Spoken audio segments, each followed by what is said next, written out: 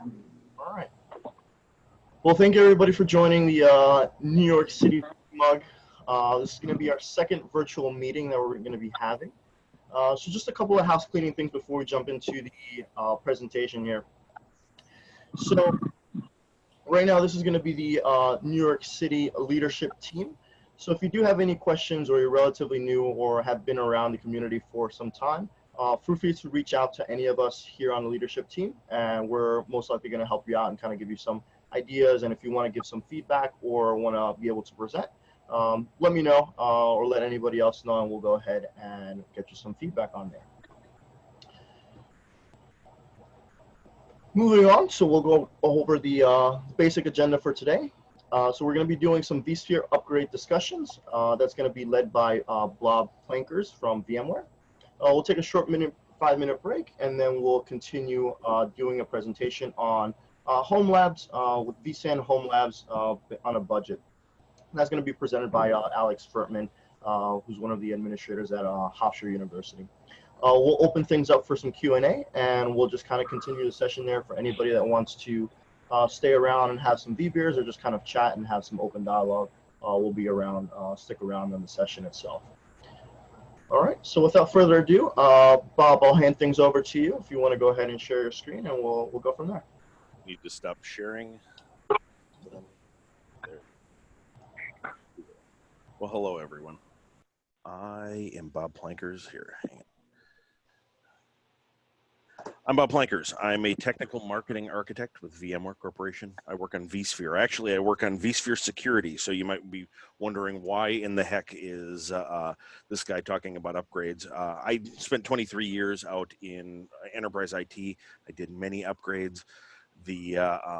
And there was a little confusion around this presentation yesterday, and so I'm here now. This is a brand new presentation. Does it have bugs? Yes, presentations are like software. They get refined and things like that too, so please bear with me. I threw something together. It's a mash of Nigel Hickey was the guy on my team that did a lot of these presentations, and he recently took a new role, and so before we while we're waiting to backfill his position and get another upgrade expert, yeah, I took his presentation and I mashed it together with some practical advice from my past. And so I hope you enjoy it. I am going to open up the chat window here. And so maybe, there we go. And so if there's any questions, yeah, like Yvonne was saying, if you've got questions, just hit me up in chat and I can answer them on the fly. And yeah, with that, I've got a lot of slides, so I'm going to keep moving here otherwise. So I always put a disclaimer on here. If you ask me a question that ends up being about roadmap or something like that, I may answer you. And if I talk about the future, well, the future is not set yet. So don't buy things that don't exist. My other disclaimer, I always throw this in. If I talk about compliance things, if you're doing compliance related stuff, you need to work that out with your own auditors. So my general agenda is basically to talk about vSphere 7 a little bit, you know, carrots and sticks. Why should we upgrade, that sort of thing. I'm going to spend very little time on that because it's my understanding that the last meeting you folks had went through what's new and all that stuff. So you're all well versed in all of the good stuff that's in vSphere 7. I want to talk about planning. 95% of the work for an upgrade is in the planning stages, making sure you're prepared for weird things that happen, making sure that everything is set, that, you know, things have not changed since in the couple of years since you've done an upgrade, that sort of thing. And then I've got a giant wall of ideas. I think it's 26 different things in a checklist for you folks. And don't worry, just sit back and enjoy the ride. Don't worry about the writing everything down or taking screen captures or whatever. There's a recording here, but at the end I've got a QR code that will take you to a PDF of this presentation so you can download it directly, and then some resources, and we can do some Q&A if we didn't cover anything in the meantime here. So let's get moving. Before we get too far, like I was saying, basically this talk is some salient points. I can be a little irreverent. I was a customer for many, many years, and so I know what that is like. And it's interesting seeing the sausage, how it's made on the inside now. I want to give you guys some resources for planning and things like that. I want to help build confidence that this can be done, this should be done, keeping up to date with new major versions. If you've got a support contract, this is what it's for. This is what you're paying the money for, right? You know, get these new features and things. Hey, Yvonne, can you mute everyone? Is that possible? Absolutely. Give me 1 second here. I was going to do that before. I just didn't know if I was going to meet you mid-sentence. I can So unmute myself in just a second. there you go. All right. Just give me 1 second. Let me go ahead and do that for you. All right. I don't appear to be muted. That's cool.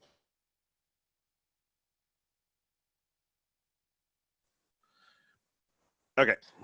We're good to go. Thank you very much. So anyhow, what this talk is not, it's all deployments are different. It's not going to be comprehensive. It's meant to be a bunch of ideas for you.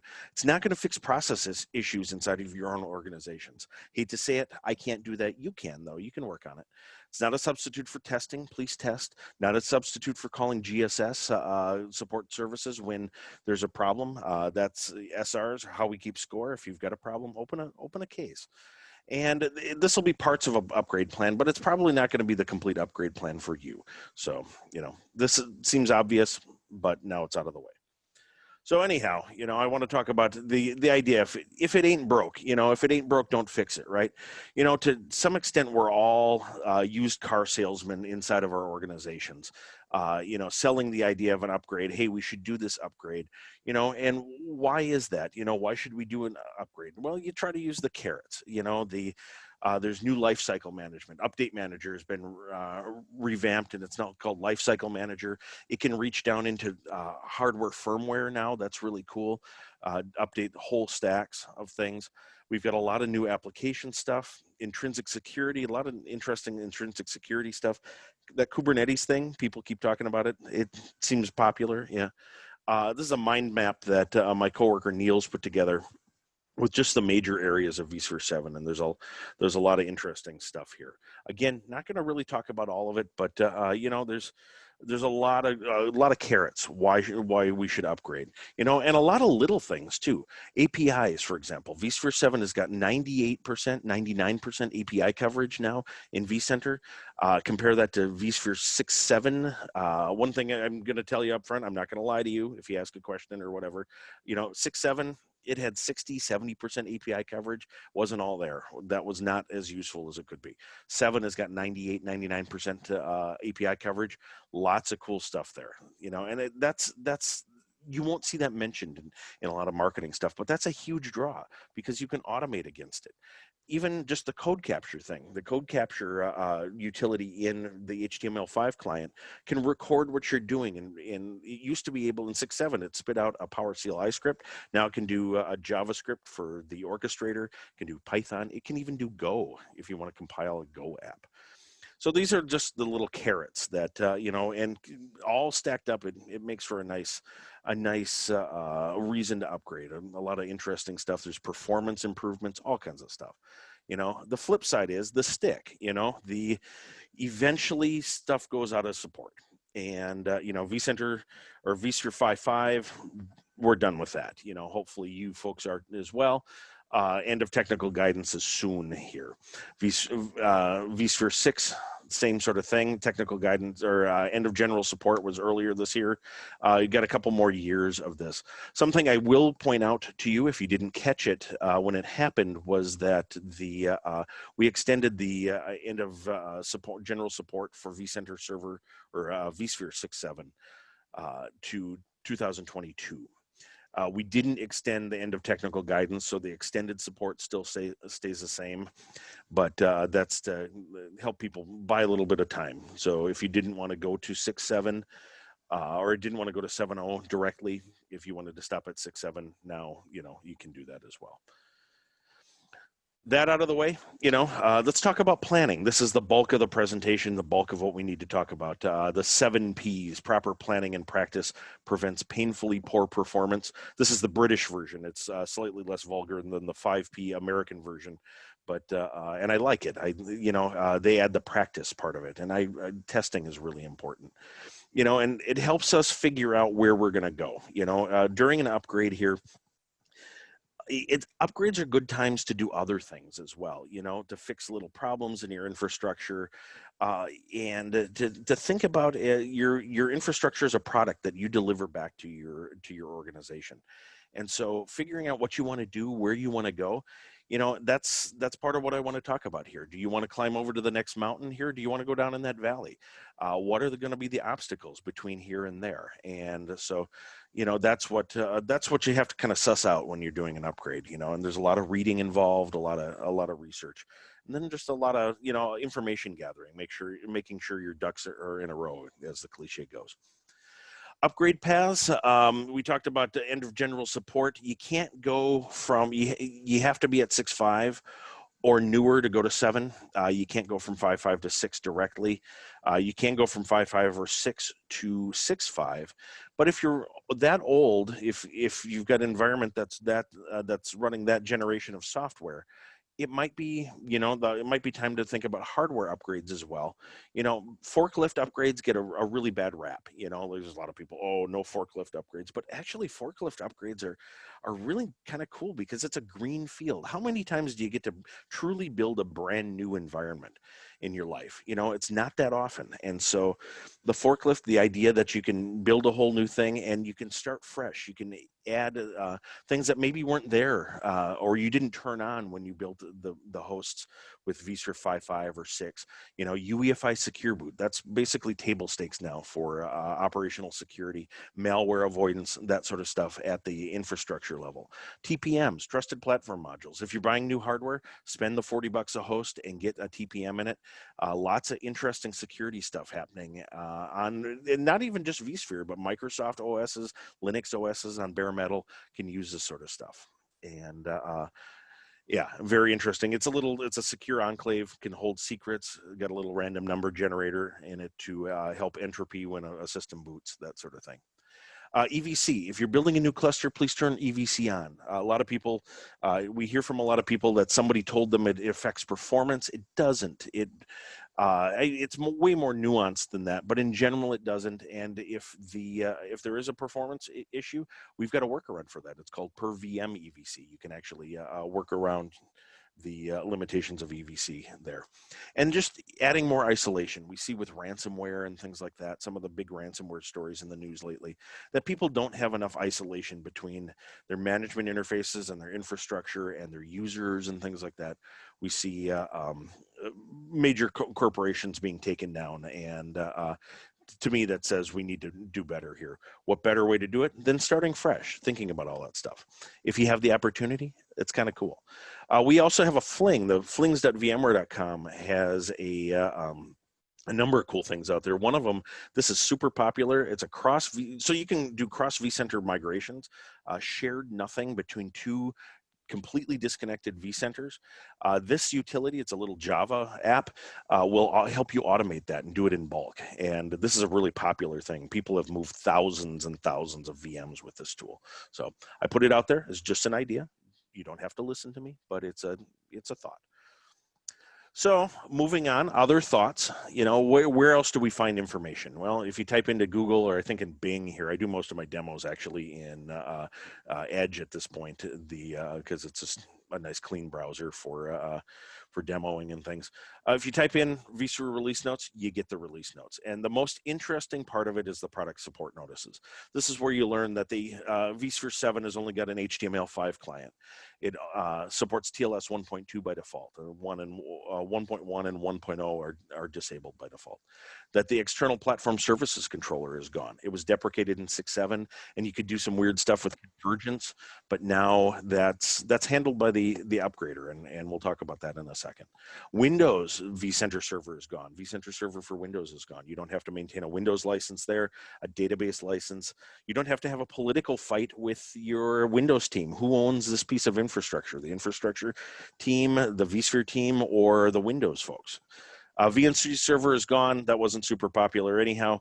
VMK Linux, that's probably going to be the number one thing from a hardware perspective that we'll need to talk about. And then IWA, Integrated Windows Authentication, is deprecated. And when we say deprecated, what do we mean by deprecated? Well, we mean that it's still fully supported in this version. It probably won't be there in the next major version. That's usually our intent, but you know, the future being what it is. The functionality is likely replaced by something else. IWA, in fact, there's some options there. We'll talk about that in a second. And I will say that we have inconsistent usage. Sometimes English is a second language for some of our folks that are submitting release notes comments. And sometimes we just use it wrong. Sometimes there's a miscommunication. If you see something that's weird, the docs have a feedback mechanism. Also, the KB articles have, and the knowledge base articles have feedback on the bottom. Hit the little thumbs down on it and tell us why, what's broken. What that does is that actually opens a bug in our Bugzilla instance on the back end for engineering. It's a documentation bug, sends it to the documentation folks, and then they track it down. And so, you know, it's tracked. If you see something, say something. I generally hate that saying, but in this case, please, you're doing everyone a favor. Anyhow, IWA. So this, you know, and figuring out the path, figuring out if there's other things that you would want to do along the upgrade route here. You know, IWA is deprecated. Is it still around? Yeah, but you know, good fences make good neighbors. And IWA, the domain joined appliances and things like that, it was just a weird situation. And so that technology is getting a little old too. And so moving forward, we're really just putting our energies into AD over LDAP-S. You can still do LDAP, but LDAP-S is the secure version of that, which is really straightforward. Most AD deployments support it already. It's secure. It doesn't generate the event ID 2889. Hey, you're doing something insecure if you're using the LDAP-S version. But, you know, two-factor authentication, MFA, that sort of thing, it's not super compatible with that. Identity federation is brand new for vSphere 7. It's a little bit more complicated to set up. And sometimes it's not even your thing to set up. It can be your corporate and your enterprise identity provider folks set it up. It offloads that stuff to other systems. It's got great MFA options. You can participate in the corporate MFA stuff. And I do put in a little plug that you should still do your own authorization. Authentication is one thing, but if you trust Active Directory and you use an AD group to define who can get into your vSphere environment, what you've done then is basically trust the domain admins to not put themselves in your group to log in. You're also trusting that if an attacker gains access to Active Directory and finds a way to get to domain admin, what they can do is they can just add themselves to your vSphere group, and then they can just log into your environment. You know, and so you can use an SSO. I always tell people use an SSO group anyhow. Do it that way. Add AD accounts to an SSO group. That way you've got a little bit more isolation there. Anyhow, I digress. I'm a security guy. You can't blame me too much. VMK Linux driver stack removal. This is old stuff. Most of these drivers pretty old. I'm not going to belabor this whole slide. I borrowed it from my coworker Niels. It's we'll just stipulate to the fact that it's better, faster, newer, but it does have implications for hardware support. And so you can check to see if you're using any of the VMK Linux drivers on your current systems. You can check it with ESX CLI. You can check it. There's Power CLI scripts to do it. Power CLI, very powerful. Can't stress that enough. And the Power CLI stuff will return the thing that William Lamb wrote here will return if it's using any VMK Linux drivers. And then you can follow that up with your hardware vendors. So pretty straightforward. vCenter server for Windows. Hey, you know, we loved you, but you're gone. Like I already talked a little bit about this. Political stuff, you know, like just extra components. It's all just an appliance now.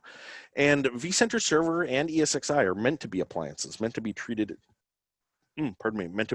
as appliances, not mucking around on the inside of them too much. We get a lot of people that'll do scanning, vulnerability scanning and stuff inside of that, and especially ESXi. They treat it as Linux, and it's not Linux, it's ESXi.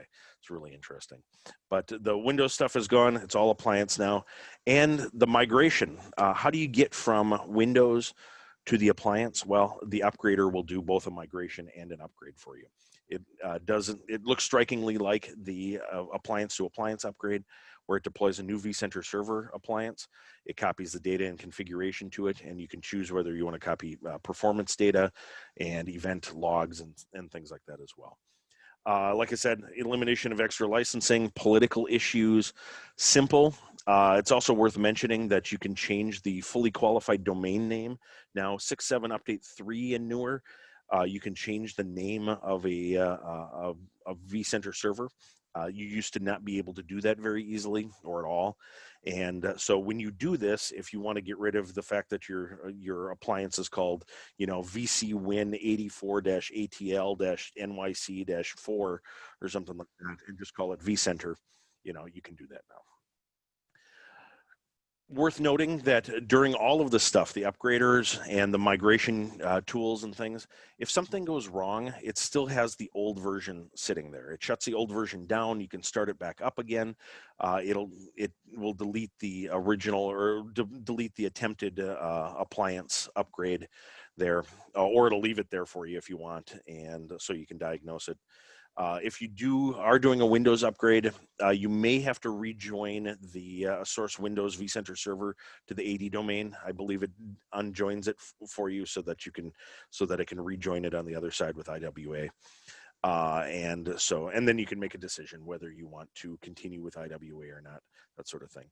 Don't rely on cache credentials. When we get to my giant wall of thoughts on upgrading, I've got some points in there about making sure that you've got AD credentials and things like that if you need to recover. Other thing, I'm kind of working backwards in that list of things that we would discover in the product support notices. The external PSCs are converged. So what happens is during the upgrade, external PSCs are copied. All the data is copied back into the vCenter servers themselves, the PSC utilities on the vCenter server appliances. If you don't have a one-to-one relationship between VCs and PSCs, and a lot of places don't, like there's 2 or 3 PSCs behind a load balancer, it will become a one-to-one relationship, and it will the upgrader will take care of that. It'll install all of what it needs to do on all the linked vCenter servers and set up the replication agreements for you. You don't need to break your linked mode if you're using linked mode, but if you've got external solutions, NSXT, NSXVNT, I guess, come to mind, if they're using the location services and things like that on the PSC, you may have to re-register them, repoint them at one of the VCs now. If you're using other things, if you've got other stuff going on, you might actually have to use the CMSSO util in order to repoint things as well, depending on your upgrade plans. There's a KB article for it, the 2106736 there that you can read up on it. Well worth the time just to zip through that. Speaking of documentation, we've got the docs. And I mentioned earlier, you can leave feedback for it. You can flip through the different versions of it. Docs.vmware.com, you can search. Most of the stuff is also indexed by Google too, so don't be afraid to go that route. If you log in to to docs.vmware.com, most people don't realize you can log in using your my.vmware.com account. And you can actually save things. You can download all of the stuff as PDFs. The screenshot here has got the versions bursted out there, so you can't see the download thing, but you can do that as well. And then big thing, you need to check to make sure your hardware is compatible. And something to note here, a lot of questions that we get. Hey, when is VMware going to certify, my piece of hardware for vSphere 7? VMware doesn't certify anything. These are actually all the hardware vendors that check the compatibility and submit into this compatibility guide. And so the first question, if you've got a piece of hardware that doesn't look like it's supported, you should ask your vendor. Are they planning on supporting it? A lot of times they don't recertify everything. They just recertify things that are similar. Dell PowerEdge, like an R630, will kind of take care of the T630s and that family as well. So I'm throwing them under the bus here, using them as an example. That sort of thing. So if you can find a similar piece of hardware to what you've got, then you are probably in business. There's also a fling. We were talking about flings earlier with the vCenter vMotion utility, there's a Fling for compatibility checker. This is actually the predecessor to what's built into the compatibility checkers that are part of vSphere 7 now, where it can do automated upgrade analysis for you. Unfortunately, you have to get to vSphere 7 in order to be able to take advantage of that. Another great reason to go to vSphere 7, in my opinion. But this Fling actually was the prototype of it and can download all of the stuff from the compatibility guide and check for all your compatible devices. And so you can see right where you're at, and then it'll give you an XML or I'm sorry, not XML, but CSV HTML output for you. Similar to that, there's the interoperability matrices, again, automated in 7, but unfortunately, unless you're at 7, you're still stuck looking at this stuff manually. There's a few versions that can't go to each other because of the way the development works. The different branches were ahead of each other at certain times with certain features. But in general, most of what's out there and supported right now can go to 7. You might want to keep up to date. If you haven't been updating, there's security vulnerabilities or stuff that you should take a look at too. And when you update, that ensures better compatibility for upgrading as well. So it's time well spent. Knowledge base 78.221 is an update sequence. This is really important. In the middle of that whole thing, and I just took the top piece of it here, basically it gives you the breakdown for if you've got multiple VMware products, what should you do first? The vRealize Lifecycle Manager is important. I think they do that one first so that you can use it to upgrade the other vRealize components that are right there, Log Insight, VROPS, Verni, the Network Insight. I love Network Insight, by the way. I've been messing with that a lot lately. Gives you a lot of information about what's talking to what VM. vRealize Automation, your backup solutions, make sure that they're upgraded.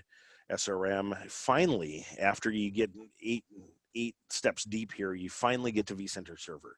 9 is ESXi, and then it gets a little fuzzy after that. You can kind of choose your own adventure there, how you want to do that. And we'll talk about that in a second too. Last, 78.205, vSphere 7 upgrade best practices. Read through this. It's updated regularly as we learn things. We do learn things about all of the stuff. We get a lot of feedback from folks. And either as bugs that we fixed, like in 7.0b, the patch release that came out a few weeks ago, or just little tips and tricks as well. One big one that I want to talk about is the idea of third-party tools. You really need to make sure that third-party tools are updated. If you've got plugins installed in vCenter Server, you might consider uninstalling them. You might actually consider whether you want to keep them or not. Any time that two systems touch each other like that, it's just friction. It's drag on your ability to upgrade and things like that. And so, maybe if and I'm picking on Veeam here. I love Veeam. I've got them in my lab, and but they've got plugins for the vSphere client. I don't install them because I don't need that. I can use the separate management interface, and maybe that's a decision that you might think about as well. That way I can patch, I can upgrade without having to worry about Veeam so much, without having to worry about that plugin and how it works. So again, just throwing it out there as an idea, because here's this guy again. If we figure out kind of where we want to go, and we're kind of looking at the path, our infrastructures in an organization are a product, and we deliver those. IT delivers those to the rest of the organization. So you can choose a feature set, right? And so maybe you want to support some things, maybe you don't. Maybe you want to get rid of RDMs and use the new vSphere 7 multi-writer VMDKs, that sort of thing. You can choose to do that, and this is a good opportunity to do so. So get her done. I think it's Larry the Cable Guy that says that. Not that I'm a big fan, but I kind of like the expression. vSphere upgrade order, basically stolen straight out of that KB article. Third-party products, VMware products, get that done. vCenter Server, then you do ESXi, and basically this is ordered, and you always do the management plane first. Even when you're patching, always do vCenter Server first and then ESXi. Sometimes there's an ESXi patch without a corresponding vCenter Server update. Just make sure that if there is a vCenter Server update at the same time, you do that one first and then ESXi. And then after that, like I said, it gets sort of choose your own adventure. The VMware tools often fall to other teams to update depending on how you're doing it. VMware hardware, I don't suggest doing that until you're done with your ESXi stuff in case you have to go backwards. Same with vSan or the distributed switches as well. And those are really easy to do. I'm not going to, I've got some screenshots here, but let's get into my big list of little things to think about. I've got 3 pages of this stuff. So again, I've got a QR code right at the end. You can download this whole thing, take it and do whatever you want with it, so you don't have to take screenshots or whatever. NTP, very important. 1 source, 3 sources, or ideally 4 sources. Don't ever set 2 sources. The adage, I think it's called Siegel's Law, a person with 1 watch knows what time it is. A person with 2 watches is never sure. And that's true of NTP. That's why you don't see 2 node clusters. There's always a 3rd node, a witness or something. So make sure that it's set. Guaranteed you're going to miss something. I will say that the community has got the vCheck utility. It's a Power CLI, a massive Power CLI collection that'll check that sort of stuff, and it checks NTP and that. If you haven't run it, if you're not familiar with it, just Google for vCheck and vCheck VMware or whatever, and run it. It's very instructive, and guaranteed it'll find something for you. Do all your components have correct A and PTR records, forward and reverse records, and DNS? That's very important. If the installer and the upgrader stops in the middle of the whole thing, it's usually a DNS problem. Then second, it's an NTP problem. Make sure your DHCP IPs, if you're DHCPing, if you're using DHCP for vCenter server or PSCs and that, I tend to not recommend it, but if you're using DHCP for that sort of stuff, make sure that they have the correct records as well. Excel, hey, I'm a big fan of using Excel. Put all your IPs in there. Autofill understands IP addresses nowadays, and just do automated queries and make sure that you get a response for everything. Do you know your appliance root passwords, and do they work, or did they expire? I bet you they expired, and it's a heck of a time to learn that you can't log in as root when there's a problem. So it's the whole concept of shaving a yak, that whole saying, where you end up you're trying to solve one problem and you end up solving 3 other ones just to get back to the problem at hand. This is good stuff to think about ahead of time. Same with your administrator at vSphere.local password. Do you know what it is? Does it work? Might be a good time to reset it too, or reset it just for the upgrade and then reset it permanently and restore store the passwords back in your password vault.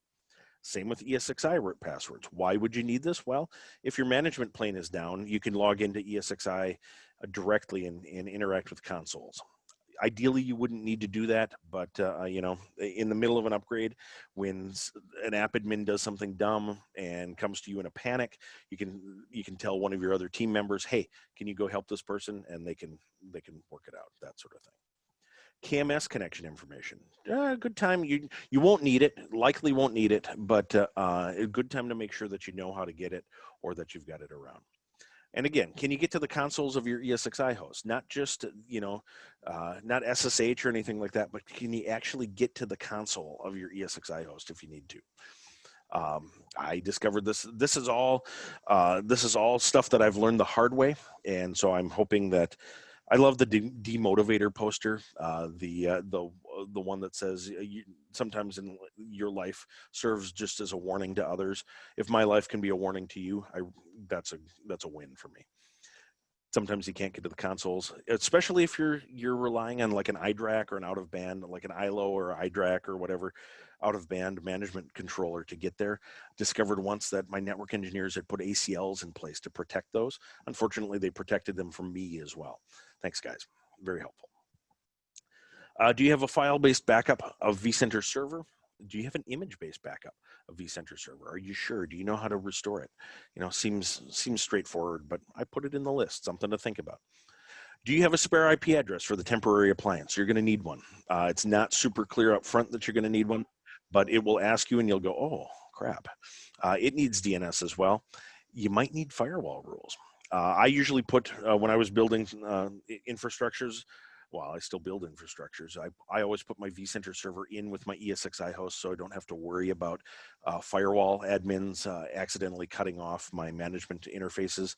But if you've got a temporary IP and need to be able to get to it, remember that you're doing the installer from a desktop. The migration utility is from a desktop and things like that. And so you're going to need to make sure that you've got firewall rules that accommodate that sort of thing. Triggered alarms, make sure that you don't have alarms going off in your environment. If there's environmental health check issues, clear them up, because again, you're going to lose your management interface for a while, and you don't want to have other problems. You want to be healthy when you go into this thing. Third-party tools figured out. We talked about changing the fully qualified domain name of vCenter server. You can do that. Are your target hosts ESXi 6.5 or greater? That's a prerequisite. Do you need all your event history and performance data? This is a really interesting question, because if you want to keep it, that turns these upgrades from, an hour long or 2 hours long into 5 hours as a copy stuff into databases and things like that. And so if you don't need your event history, especially if you're using something like Log Insight or sending your events off to a syslog server or something somewhere else, you don't need to keep those, perhaps, and that's a conversation with your InfoSec folks and your compliance folks. Performance data too, if you're using another tool, vRealize Operations Manager, it's going to keep all that data for its somewhere else. And so you could actually turn down the retention, and if you do it a couple of days in advance, you can make your database smaller, or you can just choose the installer or the upgrader will actually ask you if you want to keep it and migrate it over. Do you need to disable logins to vCenter server? While you're doing this, maybe you don't want other app admins going in there and doing stuff. And so think about removing their access, that sort of thing. And do you want to put DRS and HA in different modes? Don't turn DRS off. Put it in partial mode, but maybe you don't want, there's going to be sort of, when vCenter server comes up as vCenter server 7, there's going to be kind of fog of war there. It's going to need to figure some stuff out. It's going to need to upgrade the agents and things like that. You don't want it making decisions necessarily while it's happening. So HA as well, that's HA actually works at a cluster level. So even if vCenter server is missing, HA will still function. But you might want to think about it in terms of what happens if something else goes wrong while it's happening. Do you want it responding? Because you're not going to be able to see what's going on necessarily. Last page. If you need to rejoin a domain, how are you going to be able to do that? Do you want to switch over to AD over LDAP? LDAP-S, it might be a good time for that. Do you have credentials to do that? Is the new method tested? Do you need a firewall admin, a storage admin, a DNS or Active Directory admin on call to help you? I liked doing that. In my old organizations, I had 2 people that covered all of these roles. And so if I just, asked them politely if they could help me out, I could give them a call if I was in a pinch there. Do you need a change freeze for other stuff going on? I had my my storage guys do a change in the middle of a huge upgrade from 6.0 to 6.5 once, and their storage upgrade went sideways. Controllers on a NetApp started rebooting randomly, things like that. We lost all of our VMs, and there wasn't a darn thing we could do about it until the vCenter server upgrade completed. And that was a lot of chaos. And so you might want to have a change freeze there for all the rest of your stuff, or all the rest of the data center stuff. Getting back to VMs, how will you access VM consoles if you need to? If there's an emergency, it might be worth considering. Do you need a DRS rule to place vCenter server and PSCs in a known location? Pin them to one host. Always use should rules. Those are more compatible with maintenance mode and things like that. But you can create a host group that's only got one host in it and assign these things to that host group as should run on, and then you know where they are. 1. And 2, this is going to be important because our recommendation is that you actually take a snapshot of these things, and we'll get to that here. I'll keep moving. But you take a snapshot of these vCenter server and the PSCs when they're down. And so how do you do that? You have to interact with ESXi directly, hence why you might want to have logins to ESXi, that sort of thing, and know where they are. Do you have your upgrade process written down in a place that doesn't have a dependency on your vSphere environment? That storage outage that I talked about, I had my whole upgrade procedure in our wiki, which was hosted as on a VM on that storage. And so in the middle of the whole thing, I lost my upgrade procedure. Print might be dead, paper is dead and all that stuff, but paper doesn't have dependencies on nearly anything. Might be worth printing it out. And did you test? Nested ESXi is great. And you can run ESXi as a VM. It's great for testing in general. And it's what the hands-on labs do. It's what we do a lot internally at VMware. Works well. Last thing, I'll just say production is just never really like test. And so most of my list here, thank you for sitting through it. Most of my list is actually just oriented towards trying to get you to think about what might you need if something goes sideways and, to get back on track fast, that sort of thing. So we're kind of running low on time here. I'm just going to zip through a lot of this sort of stuff. Third-party plugins, day before, do you want to get rid of those? Database retention. I really like rebooting my vCenters and PSCs.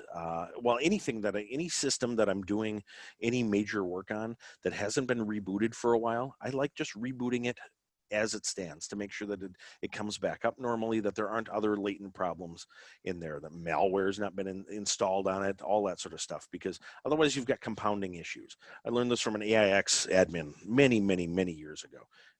Walked up to me like, hey, you should reboot that first. And I was glad he said something, because turns out it was that system in particular was messed up. So I always suggest it. Disable non-administrator logins. We talked about that. Shut your PSCs and vCenter servers down. Take snapshots. It's a good opportunity to use Power CLI. Use the DRS rule to pin them all in one spot. If you're concerned about disk performance with snapshots, and I have been in the past, use clones. Go ahead and clone them instead, and you'll have to wait a little longer, but the upgrade actually goes faster because you don't have the drag on the disk performance with snapshots. More modern things, NVMe, SSD-based, flash-based storage, not as big of a deal anymore, but something to think about. Rename your old vCenter server. While they're down, rename these things to -old, just the VMs. They'll still have all their right DNS and IP information in that. But this way, when you're running the upgrader and it asks you, hey, what do you want to call this thing? You can actually just name the new appliance correctly from the start. Power everything back up, verify that it's working, no alarms, then you do the upgrade and migration utility. It's very straightforward.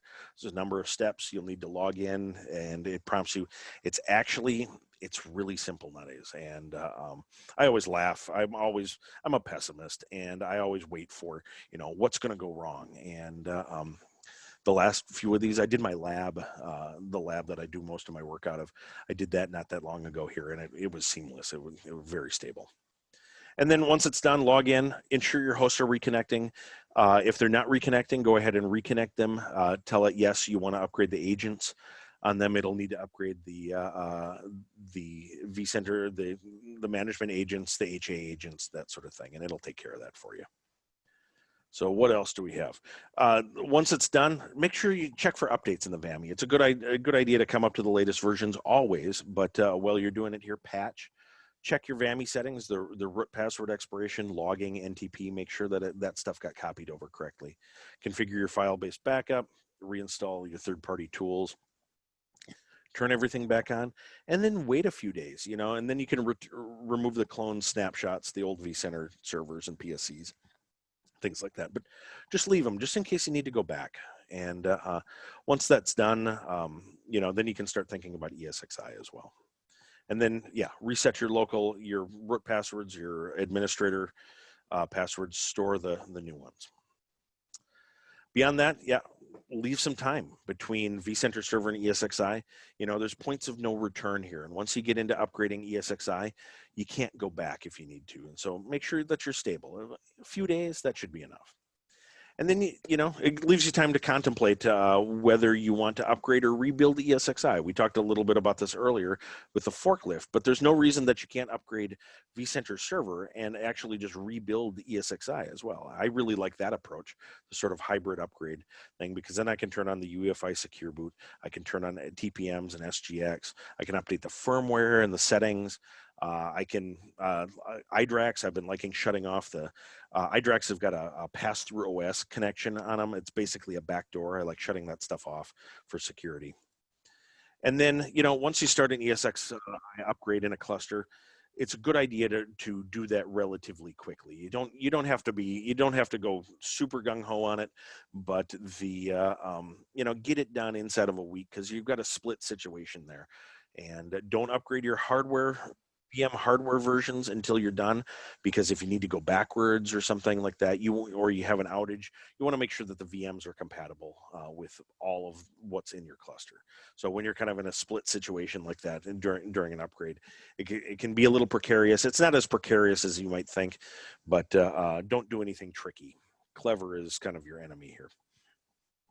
When it comes time, if you want to upgrade your VM hardware, we definitely recommend keeping that up to date. There's a lot of people that are running really old versions of it, and there's performance improvements and that. So you can just schedule that. If you schedule it, what it does is it watches VMware tools, and when VMware tools signals to the hypervisor that it's shutting down gracefully, maybe it's a Windows update run or something like that, it'll do this. It'll shut the VM off and turn it back on again and do the upgrade. Works really well. And then for the distributed switches, it's a right click on it. Upgrade distributed switch. You pick the version you want to go to, and it does it seamlessly on the back end. No outages. So that's pretty much it.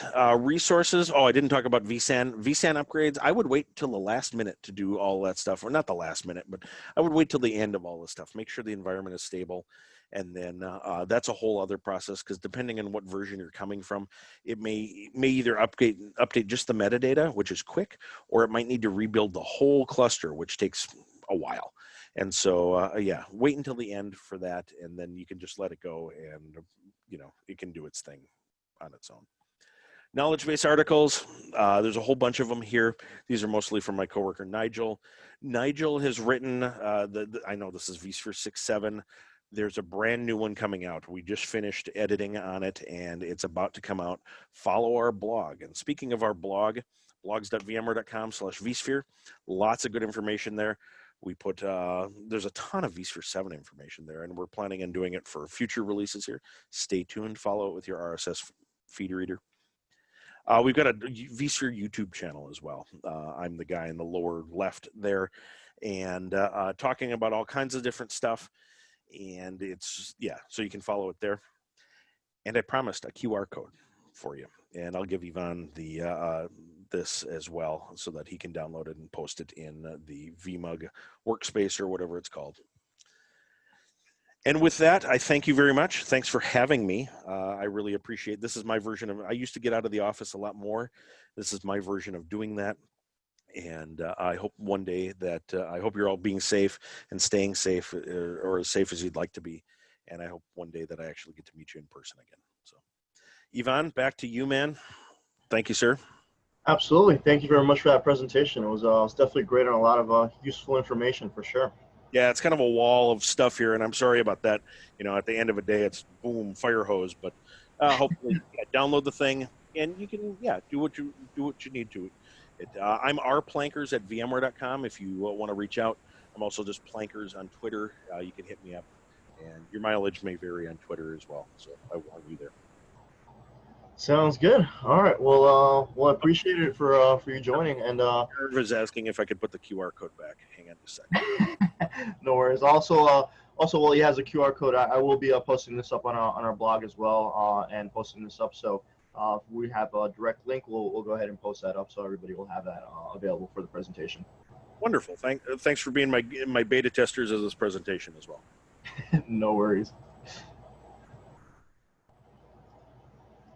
So Alex has just a quick follow-up question here while we kind of go on break. But he wanted to know. Tool. Yeah. So the VSAT, VSAT's actually pretty cool. I have got very little experience with it though. This is the difference between Nigel and I. The assessment tool has got a lot of different stuff that it checks, to my knowledge, and it's worth running. But I haven't run it myself lately. In fact, I'm writing on I've got a notepad on my desk at all times. I'm writing in there right now that I actually should run that.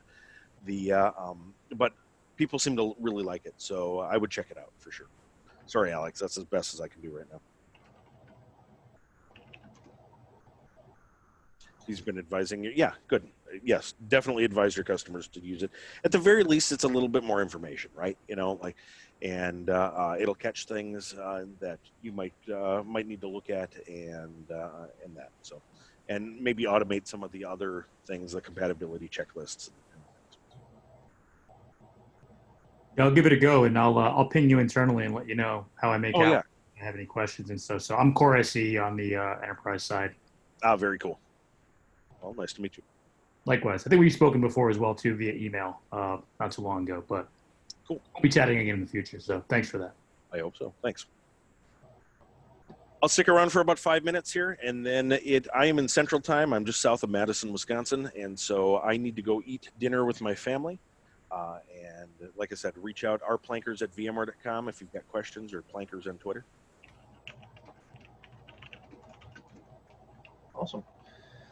Well, thank you. So I guess we'll just have a short minute break, couple minute breaks here, and then we'll be back with the next presentation.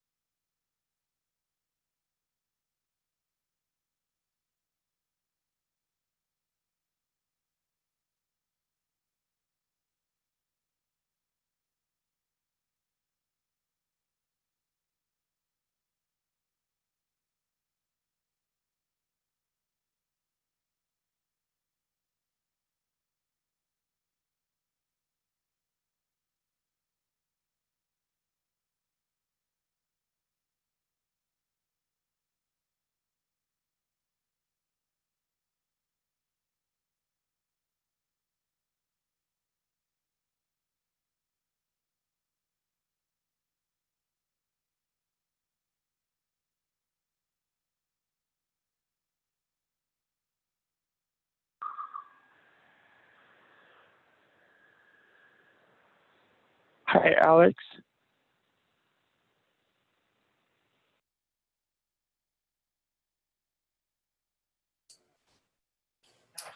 Which Alex?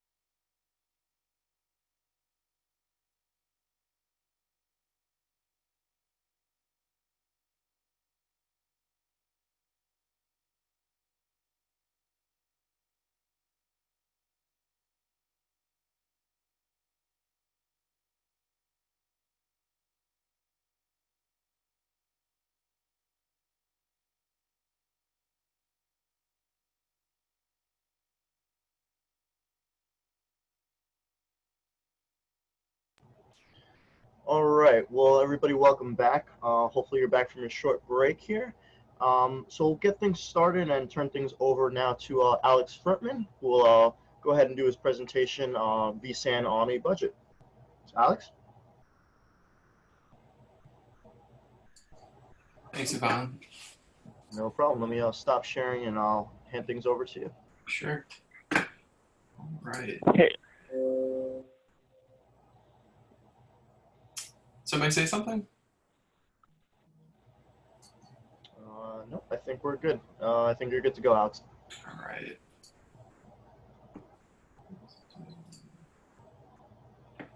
All right, Yvonne, thank you for having me. Everybody, this is the first time I've done a presentation like this. I don't think it's as fancy as Bob's was. I enjoyed Bob's very much.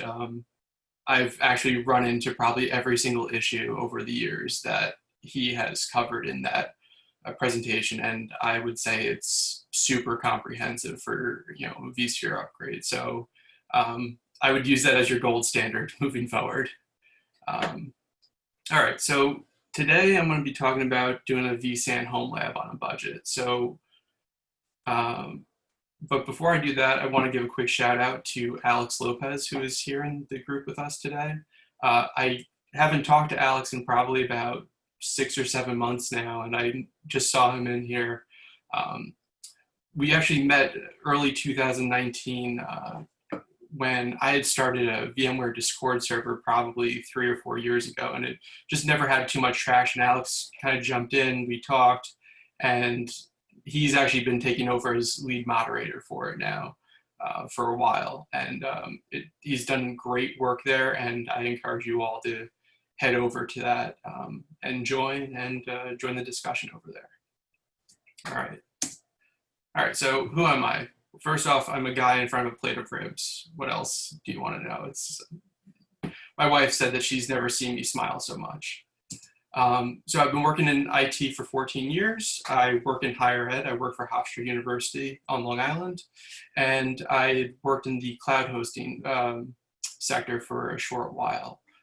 It's actually where I met Yvonne. I've got a computer science degree from Hofstra University as well. Been using VMware for a long time now, probably so 13 years. And I'm certified in VMware since version 3. So you can tell I've been through the ringer. And I'm a systems architect for Hofstra. So I handle storage, virtualization, and Horizon as well. All right, so I'm probably preaching to the choir. Most of you probably already have Homelabs, but maybe you don't. So I'm trying to target you guys. One, it's cool.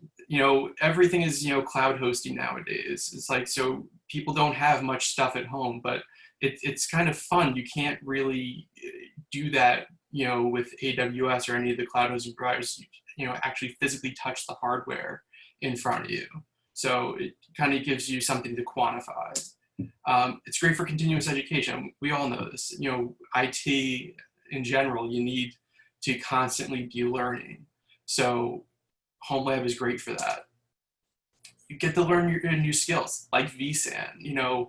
I was very hesitant about doing vSan for a while. I liked, having monolithic storage arrays.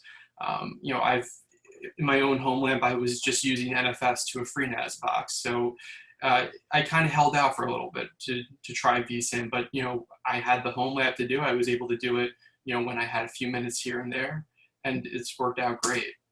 Great way to test upgrades. Bob was talking earlier about upgrading to version 7. So if you don't have a test environment at work, or you want to kind of do it in your own Homelab first before you start doing it in the test environment at work, before you have people complaining that the test environment isn't running. It's great.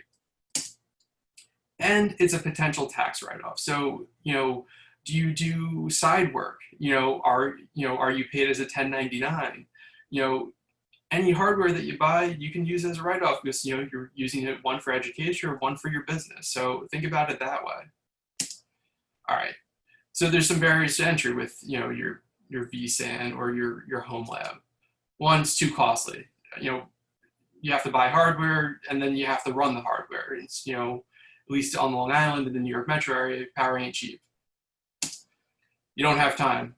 That I can't really help you with, but if you have it at home, you can find, 20, 30 minutes, an hour here and there, maybe an hour after the kids go to sleep, something like that. But if you have it, then eventually you can use it. I don't have space for the servers. This is a problem, you're thinking it's like, well, I've got racks of servers at work where I can't fit that in my house. I will show you a way. And then the other one is my spouse won't let me. I have a very understanding wife, and she doesn't even bat an eye when she sees boxes from eBay come in or hardware. I walk home with computers now. She doesn't even really notice. So eventually, hopefully your spouse will, or your significant other will get there. All right. So when I was building out my home lab, I had some specific set of requirements that I was trying to fulfill here.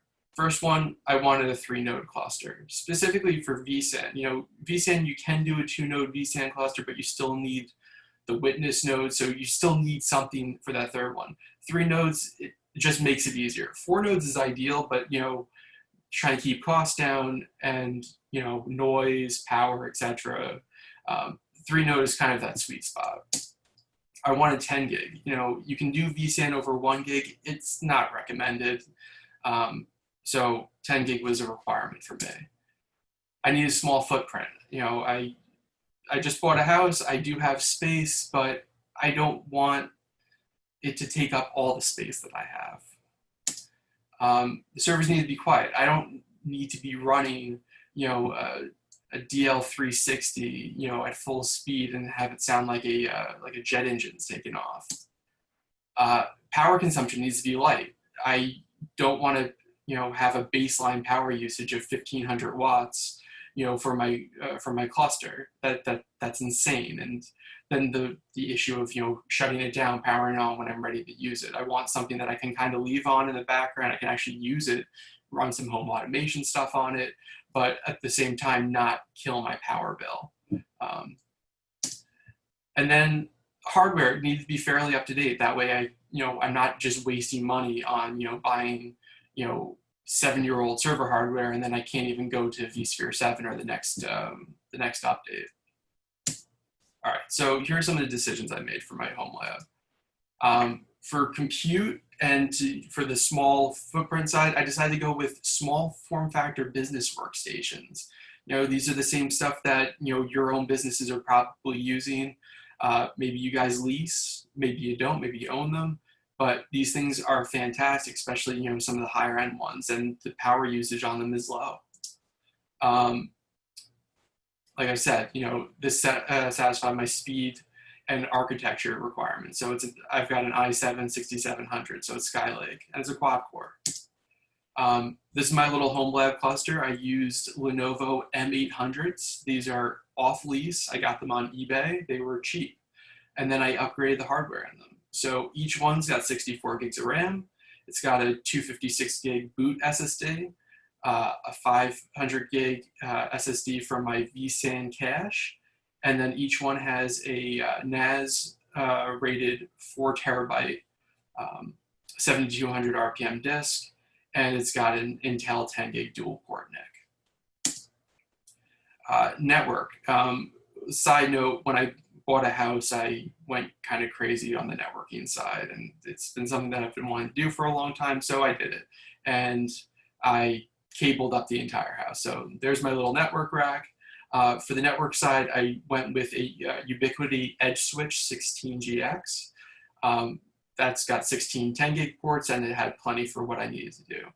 Intel SFP optics are on the NIC side on the actual compute nodes. Cisco optics are in the Edge switch. I could not get Intel optics to work with the Ubiquiti Edge switch. It only liked the Cisco optics. So something to think about. And then of course the Intel X520 NIC. All right, so here's the bill of materials for my build. So Lenovo small form factor workstations. These were about $260 each off eBay.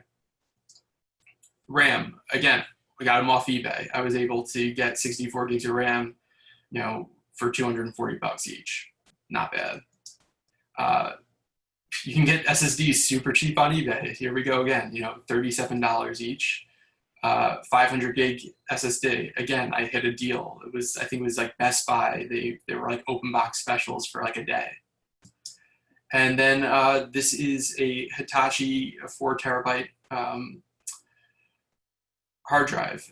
This I actually got in just like a deal of a server that I had that came with 4 terabyte hard drives in it. I got the server for $200, and I'm kind of estimating here what the cost of each drive was if I was to purchase it again. The NICs, these are a little bit more pricier than some of the other 10 gig NICs that are available, but the compatibility with the Intel NIC is probably the easiest, $60. The optics were cheap, $13 a piece. Same thing with the Cisco 10 gig optics, $10 a piece. Picked up some fiber off of Amazon, again, cheap, $10 of fiber. Edge switch was probably the most expensive part. This one, almost $600 probably after tax. But it was something that I wanted and I spent the money on it. So total bill of materials here, $2,800. A little bit pricey, yes, but I have another way for you guys to get it, for probably half of that price. But I'll get into that. So the build results were this. So I've got a 3-node HADRS vSan cluster. The raw vSan capacity, so this is, all of the disks together, is, almost 11 terabytes. But that's not your effective capacity. I'm not sure how familiar you folks are with vSan, but, the capacity itself, it's unconfigured. So in this setup, really the only configuration that I can do is RAID 1 or mirror. So we're going to lose half the capacity there. But, 5.5 and a half terabytes for a small little 3-node Homelab cluster, that's all the storage that I'm going to need. I don't need anything else. Build configuration for the vSan. So as you know, vSan requires a SSD cache, and then it needs a capacity tier. So if you're not doing all flash, that would be, your hard drive. So my disk groups are, the SSD and a single 4 terabyte hard disk per server/workstation.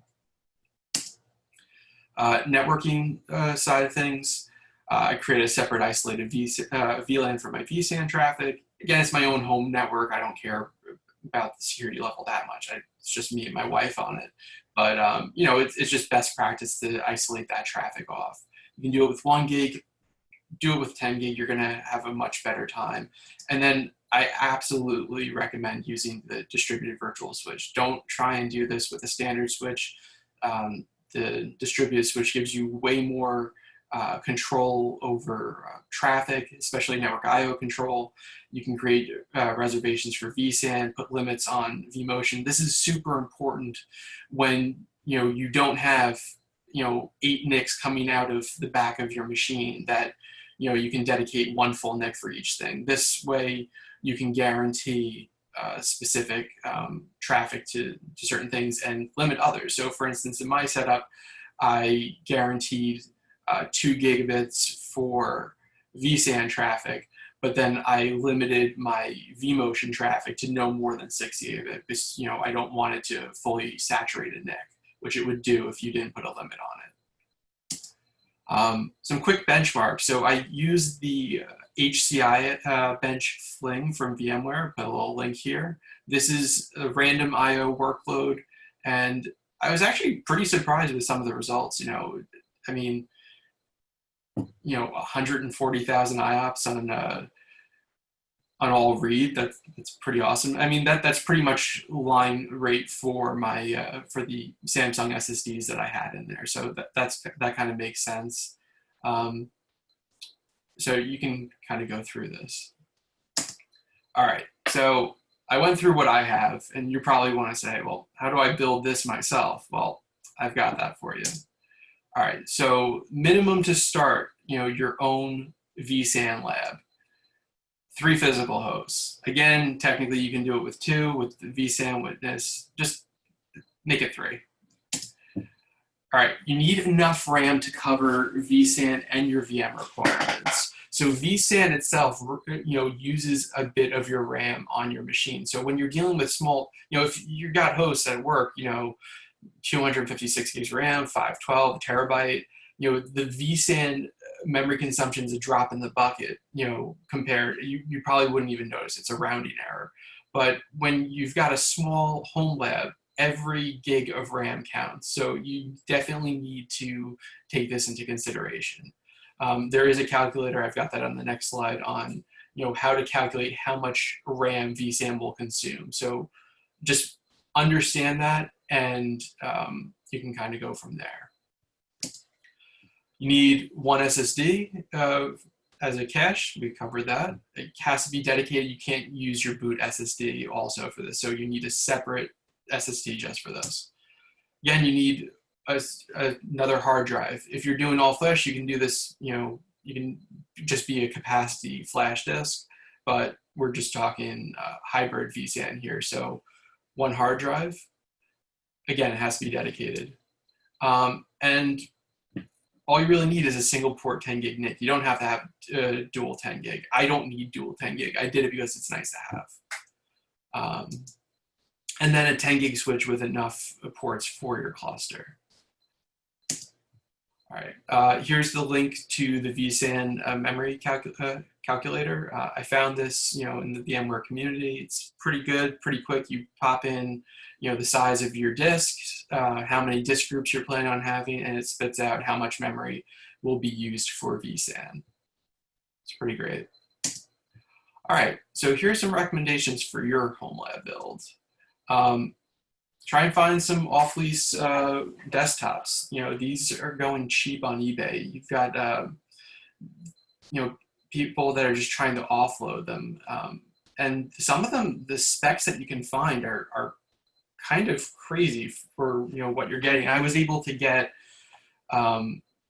this just recently, like they're probably 4th or 5th gen i7 HP desktops with 16 gigs of RAM and a 256 gig hard SSD for $200 each. It's amazing, how a few years ago these were $1,000 machines, and now they're relegated to a couple hundred. Try and go with the DDR4 memory, because you'll be able to go, especially with the i5 and i7 architecture, you'll be able to go up to 64 gigs of RAM. If you are stuck with DDR3 memory, you're limited to 32. I would say 32 gigs of RAM is kind of your minimum for a usable cluster. So in my setup, I needed 11 gigs of RAM per host for vSAN. So right there, that's a third of your memory. Well, you want to run some VMs too. So that's kind of my thought on that one. Make sure the machine has enough SATA ports, especially if you are putting 3 disks in there. So for instance, you got your boot SSD, your cache SSD, and your SSD, your hard drive. So you need at least 3 here. I had to disconnect the CD-ROM drive on my machines, and I had to get some random SATA power cables. 2 SSDs, again, one for boot, one for the vSAN cache. 256 gig SSDs on eBay, they're really the sweet spot. They're cheap, they're $30 a piece.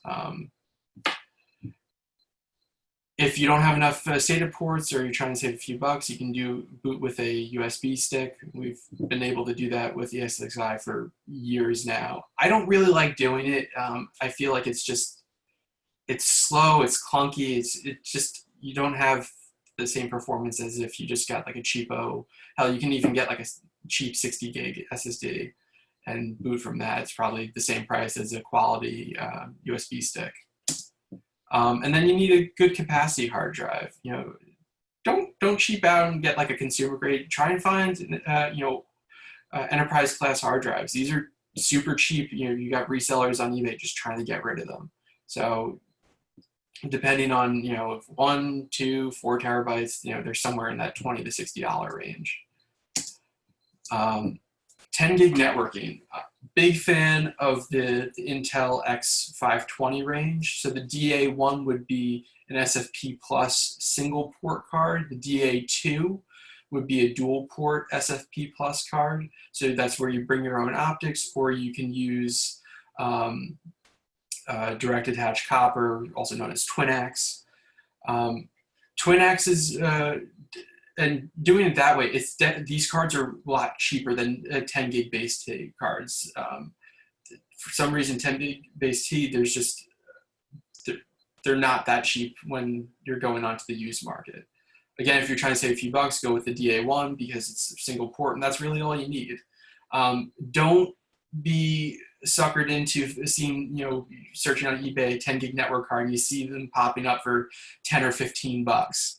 Those are it's like the drug dealer of NICs there, because you're going to be suckered in. You're like, oh man, I'm going to get 10 gig NIC, and then you're going to spend the next.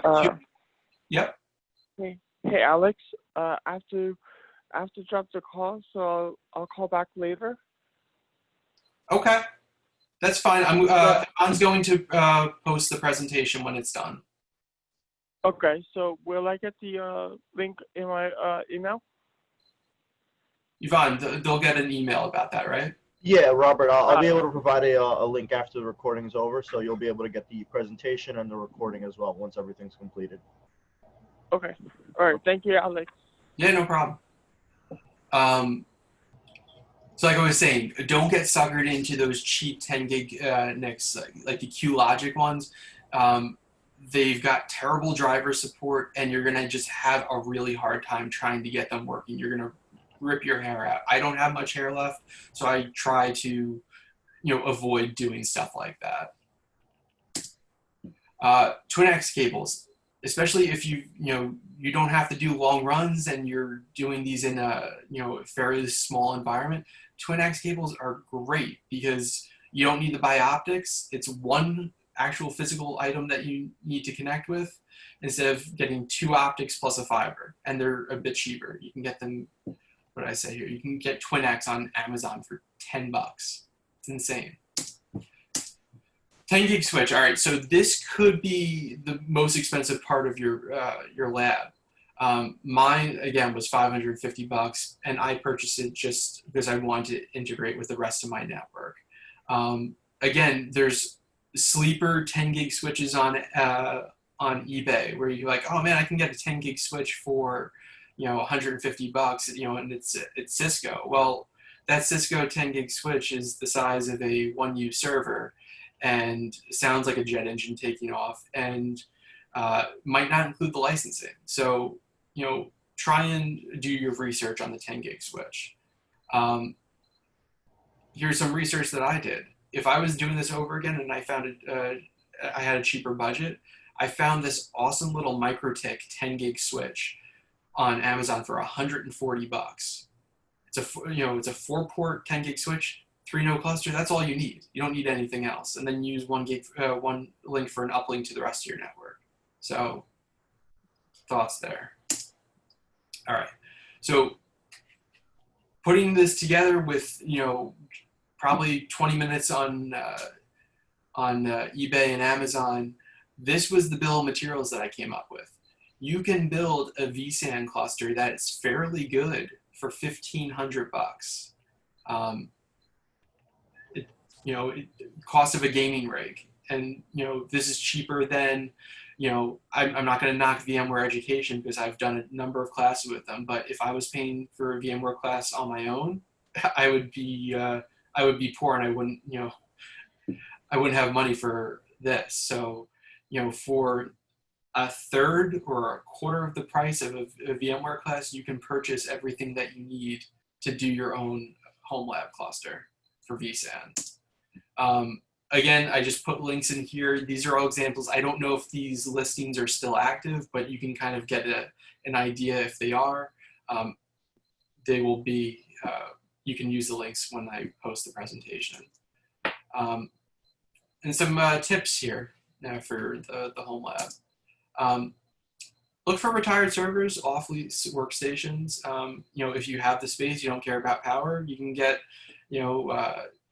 Dell R720, DL380 Gen 8.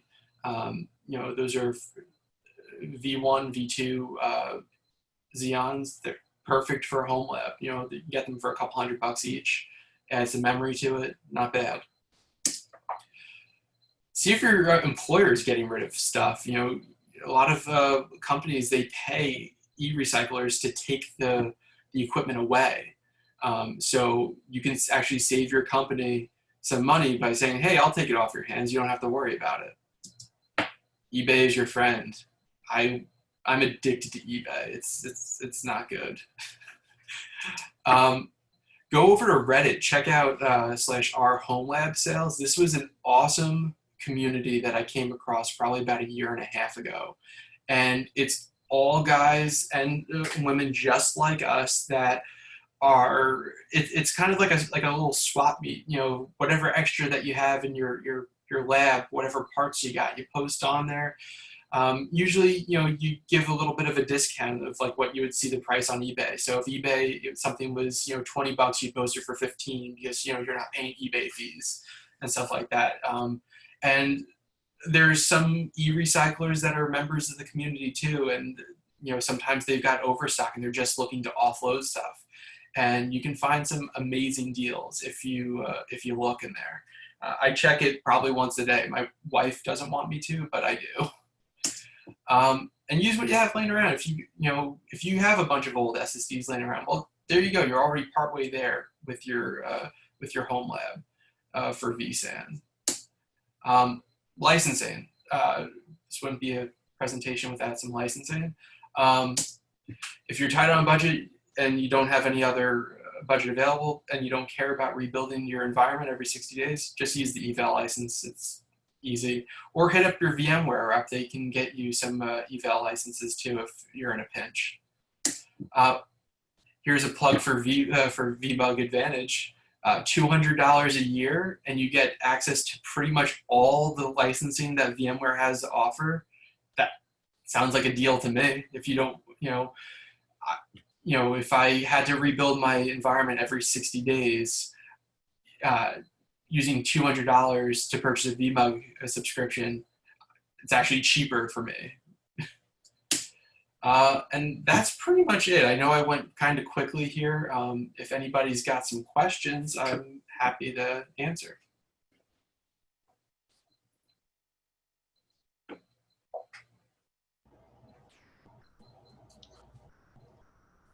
Take a look at the chat, and looks like no questions thus far.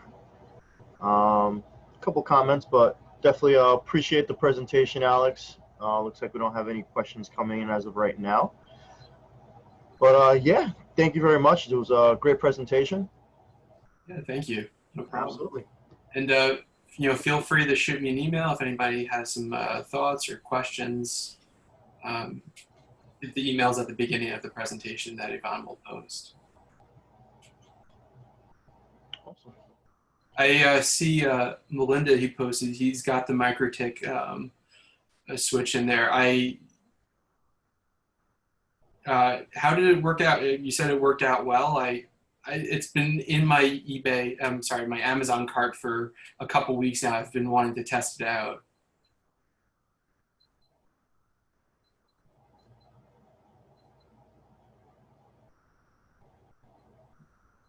Possibly maybe speaking on mute. Yeah.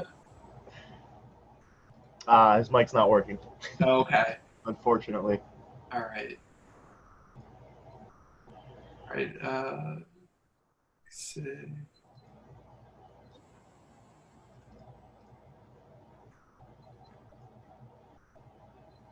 Yep, Alex is saying you can use VMware Workstation if you can't afford hardware. That's, yeah, if you just want to go with like a beefy workstation with a bunch of memory. But, Alex, to that note, to get a beefy workstation with, memory and storage on it, say it's like a gaming rig, you're probably in that $1,500 price range. But I understand if you want a game and Homelab and you only have $1,500 rather than, two $1,500 purchases. I fully get that. Hey, sorry, I got my mic working. Yeah, it worked out. Sorry, about the early question you asked, it worked out pretty well. I mean, it tends to overheat, so make sure it's not inside the cabinet where it can't breathe. So I had one die on me once, so. Oh, geez. Are you powering it through PoE, or are you? No, I use the bricks. I Use- never tried the PoE ads, honestly. So. Now, are you powering it with the two bricks and like? I think by default you get one in the packaging, so I just use the one. Okay. It's been this has been running for the past 6 months now, so I had a problem. That's awesome. Yeah, I was when I came across that switch, I'm like $140. I'm like, that's crazy. I mean, the layer 3 performance sucks, but you know, it's as a layer 2 switch, it's fine. And I mean that's really all you need to do with vSan. Like it's all layer 2. Like yeah, obviously layer 3 is, you know, you got to pay for that stuff. I don't think it has any ASICs on it like to do layer 3, so everything's done on CPU. Yeah. And I know VxRail, this is, I don't know, it's not really related to this, but I know VxRail doesn't use RDMA on their NICs. They recently started putting on the Broadcom NIC that does support RDMA. I've never built a production vSan cluster without RDMA unless it's in a lab. Have you guys seen any real world issues, like performance issues without RDMA? I myself, I have not deployed vSan in production. It's just been for my own internal needs. So if anybody else has any experience with that, that'd be awesome.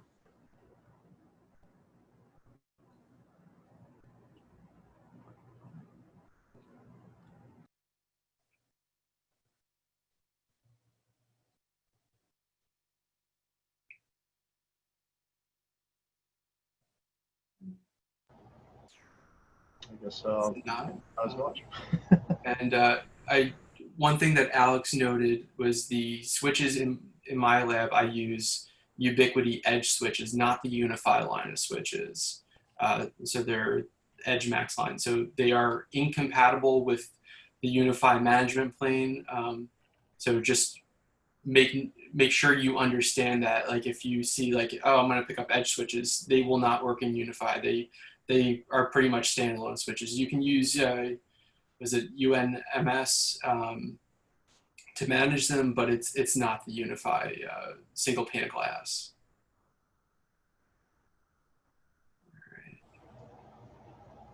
All right, cool.